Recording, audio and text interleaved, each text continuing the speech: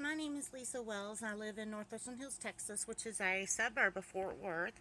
And today I wanted to talk to people about tarantulas. Hollywood has given them a very bad rep, and I just want to clarify that they're not anything like what Hollywood say. This is Rusty Wallace. Named after a local Honda dealership, not the NASCAR driver. He is an elder rosehair tarantula. We've had him since 2011, and most rosehair males don't live more than 3 or 4 years. But little Rusty, he's been with us since 2011, and he was an adult when we got him. So he's an exception to the rule, and he is a very sweet little guy. First thing I'd like to say about tarantulas is they're not spiders, and that really throws people a loop. Tarantulas are arachnids like spiders are, and scorpions are, and ticks. But you wouldn't, I always tell people it's like monkeys and gorillas. You wouldn't call a monkey a gorilla, you wouldn't call a gorilla a monkey. Um, but that's the way it is with spiders and tarantulas. They're part of the same family, but they're more like a cousin, if you would. I rescue tarantulas and I rescue scorpions, and people ask me, why. The same answer I would give you is, why do people rescue dogs and cats? And tarantulas and scorpions, they deserve love like any other of God's creatures. Tarantulas are a very, very sweet, temperamented animal. You can get some that it's not that they're aggressive, but I believe that they're skittish. And so their first instinct is to attack. And I don't have any of those breeds. Most of the time, whenever I'm called upon to do a rescue, it's a rose hair. I do have a curly hair, and I have a Mexican red knee and a Mexican fire leg, and I have a Versa. I have a pink toe tarantula. Um, but most of my kiddos are the rose hair, and that's what Rusty is here. And the rose hairs, not you can't really see the coloring so much on Rusty, but their hairs have a kind of a pinkish tone to them. Whoops, Rusty. Here, get on mommy's leg. There you go. You got it? Got your foot? Okay. But anyway, I do not recommend tarantulas for children under the age of 8. Um, and here's the reason why. Tarantulas are very fragile. Like all invertebrates, their skeleton is on the outside, whereas ours is on the inside. So if you drop a tarantula or a scorpion, you could possibly kill it. And so little kids, not knowing their strength could hurt them, and not knowing, whether or not they might get spooked and drop them. And also, a question I get asked quite frequently, besides why and aren't you afraid of being bit, is are they toxic? No, they're not. Their venom is not toxic. I always say it's the if and might. If you're ever bit by a tarantula, you might have a problem if you're allergic to bee stings. They are not poisonous. Yes, it does hurt to be bit. I have been bit about 3 times since we started doing the rescues. And to describe the bite, if you've ever played with a cat and their claw, got hung in your finger or something, that's what it feels like, because a tarantula's fangs, they look an awful lot like a cat claw. In fact, I do have some molts from my other tarantulas, and I know I got some in there from Rusty too. But I'll post pictures of those at another time. But they just it kind of hurts, but whenever I've been bit, I just took some Benadryl. It itched a little bit where they bit me at, but I was fine. There's no big deal. And I take my tarantulas out and show them to people at carnivals. I bring them to church. I have a lesson that I teach with the tarantulas and their molt. Um, I've taken them to car shows. Any place that people want to learn about the tarantula, I will bring them out and show. In fact, my dentist office here in Grapevine, Texas, I'm not allowed to come unless I bring my other tarantula, Toby. And when I come in the door, they're like, Toby's here. Okay. But male tarantulas don't live as long as females do. Um, some, depending on the breed, if they're kept captive, how they're cared for, males can live anywhere from 3 to 10 years. Um, Females, depending on the breed and everything, they can live anywhere from 10 to 40 years, and possibly beyond 40. But 40 is the longest anyone had been recorded. There are different breeds of tarantula. This, he's a rose hair, also known as a Chilean rose hair. And I do have some that are what they call a red rose hair, which is a real dark, like a Merlot kind of color, if you would. And their little feet. Come here, Rusty. Okay, see his little feet. Looks like he's got little shoes on. Rusty, sit still for a second. See how it looks like he has little shoes? Well, in the red rose hair, they're almost black. They're such a dark red. And to answer people's questions, those two looks like little legs, those are pedipalps. And what those are is the males tend to use them like extra legs to help them walk. They use them when they're eating their cricket. They help hold on to the cricket. And for males, when it comes to mating, the males, that's what they help to grab on the female with. And so they're they're not really legs, but sort of kind of, if you want to go that route.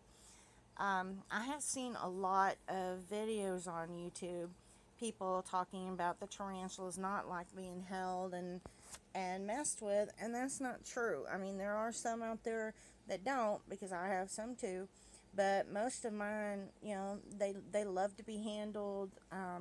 Their way of telling you that they love you, and it's really cute when they do it, is they'll crawl up and they'll stick a foot on your cheek, and that's their way of showing affection.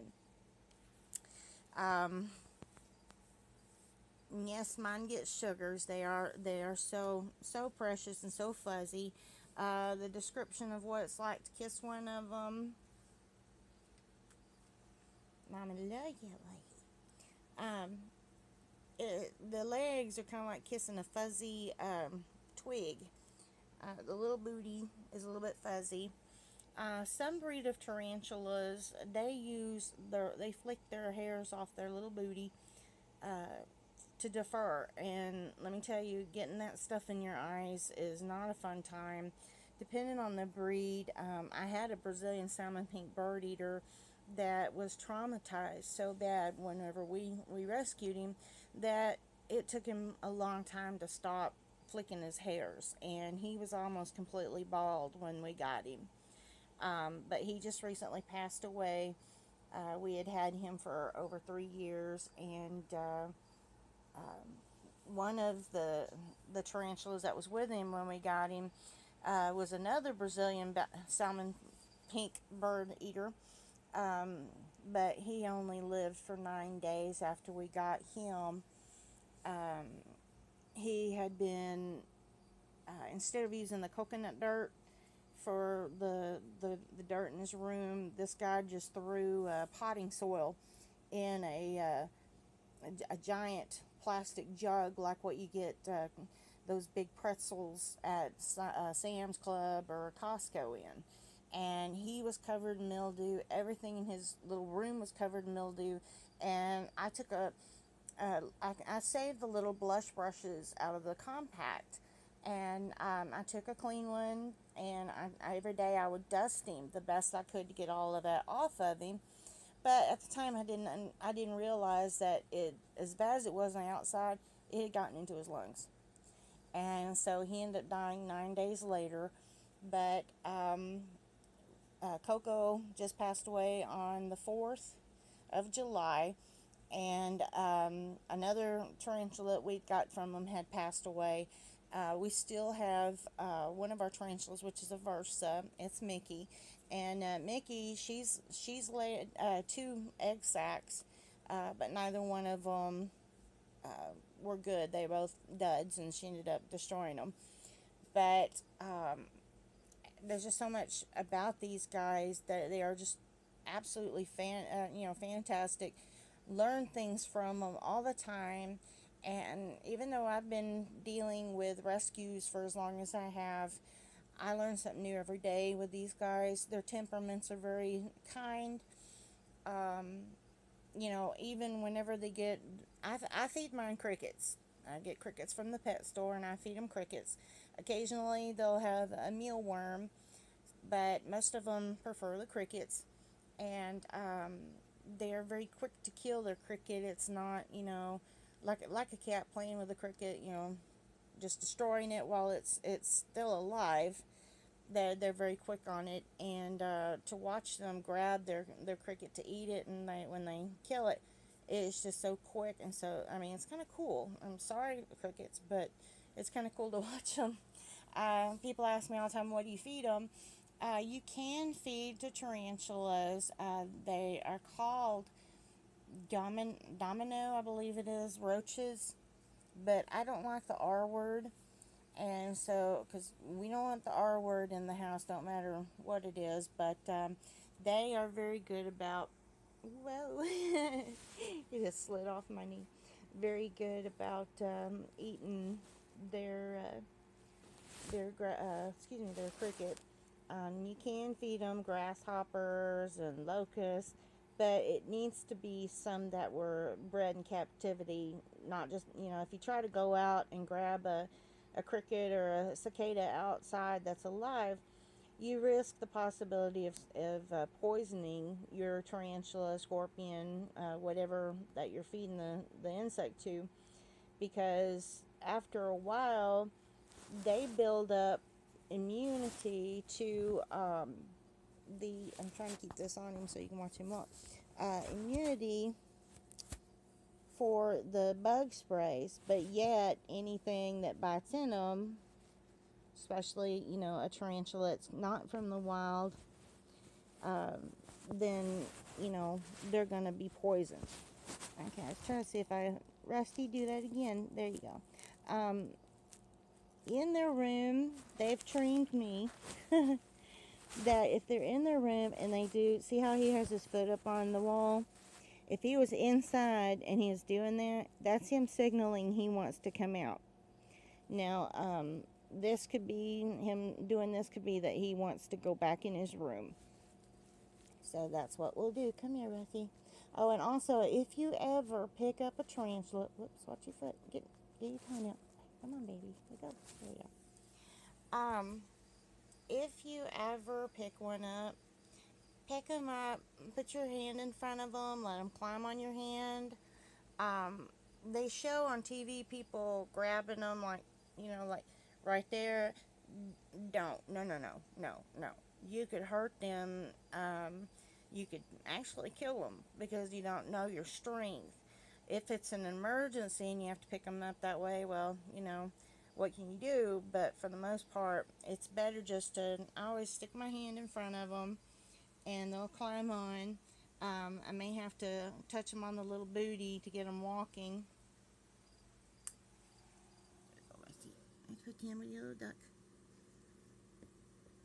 Okay, and I get asked questions about what my tarantulas and my scorpions they live in, and this is what I use.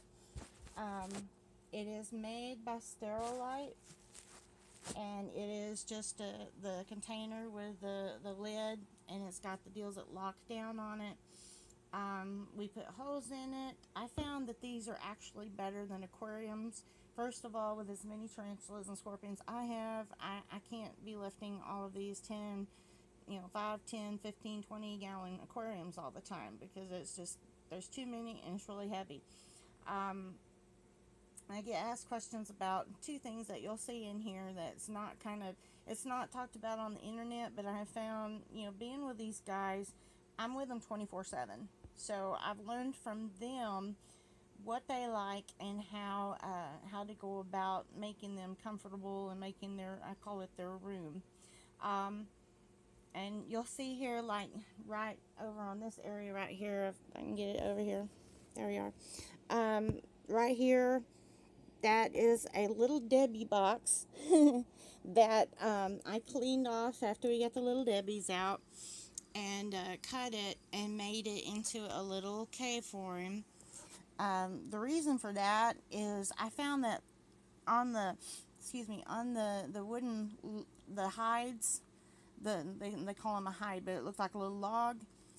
Sometimes they can get some weird stuff on them, or I've had them that started sapping. All of a sudden, some of the sap started coming out of it, and don't want to get that on your tarantula or scorpion.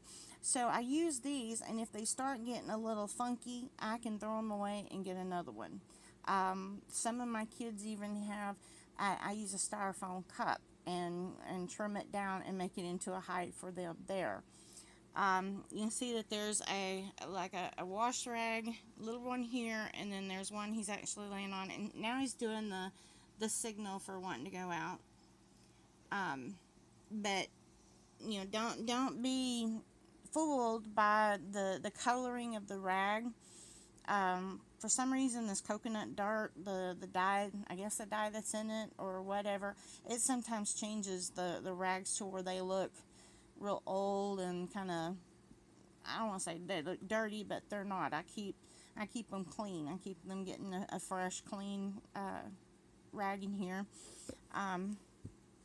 This is, of course, it's Donald Duck. It's a little stuffed toy, and I call it a cuddle baby. All of my tarantulas and scorpions have a cuddle baby. Tarantulas and scorpions, they cannot make their own body heat. So whenever they get cold, I have they have the cuddle buddy, so they can cuddle up with it. It started out at first as kind of something, like a little child needs their teddy bear or their stuffed monkey, whatever they sleep with. And the idea was pretty similar to that. It's a comfort thing. And I've had people, aren't you afraid it's going to get mildewed? No, I don't just, throw water in here and hope they survive. I do take care of them, and whenever they start getting a little dirty, then I do laundry, and I launder all of them. And I have a picture somewhere in my Facebook photo album that's called Our Eight-Legged Babies, and there's one day that I was doing laundry. I had all of the little stuffed cuddle buddies all across the washer and dryer, and I was letting them air out before I put them back in with the tarantulas, because I use the fabric sheets, the softener dryer sheets, and just want to make sure that the smell from the dryer sheet wasn't too strong. So I let them air out for a little bit, and it's so funny seeing all these toys and stuff. And also, Rusty, some of them have their different shapes, but this is Rusty's. It's a little heart-shaped pillow. It's from Valentine's. If I turn it over, it says something, be mine, or something like that. Yeah. That is something for him to climb on and lay on. Some of my kids, and I don't have human children, so when I say kids, I'm talking about my scorpions and my tarantulas. Some of my kids have like the small stuffed cow from Chick-fil-A, and they'll cuddle up on it and curl up on it and sleep. Some of them will climb on it and lay on it. It's just, it's for them, their benefit. As you might have seen, the coconut dirt is in here, and right now I have 2 water bowls. The reason for the 2 water bowls, and don't use the sponges. Those sponges do collect dirt. They collect a milky type stuff, and they're just, oh, they're awful. They're horrible. They get slimy, and don't use one. But don't have your water bowl too deep, because you don't want the tarantula to have such a deep hole that they could slip in it and drown. But again, with something that's cost effective, are these little guys you find at the grocery store. They're over where you get the paper plates and everything, and I use them a lot versus buying the ceramic ones for the same reason about the hides. It's cost effective for one thing, but whenever the ceramic water bowls start to get a little funky and stuff with age, you gotta throw them away, and then you're spending another $2 or $3. Whereas those little plastic bowls, they're smaller, easier for the tarantula or scorpion to climb up and get some water, and they work great. And if they start looking a little funky, then you can throw them away, and it's no big deal. They're very inexpensive. Is there anything else I was thinking about? But anyway, again, my name is Lisa Wells. I live in North Richland Hills, Texas, a suburb of Fort Worth. You can find me on Facebook, and most of the time, if you want to check out what's going on, I do post on I have some fan groups for the Eagles that I'm president of, and I'll post every now and then. I'll post pictures of the kids, and always, any kind of questions, I don't mind answering them. I love to tell people about these guys and what a sweet little pet they are. To answer anybody's question in case it come to mind, I have 42 tarantulas right now, and I have 4 scorpions. And even though I say that I don't want to buy any more right now, I've learned not to say that, because that's usually whenever someone contacts me for a rescue. And to answer a question about where I get them from, there are some pet stores like PetSmart and Petco around here, and Incredible Pets, Pet Supermarket.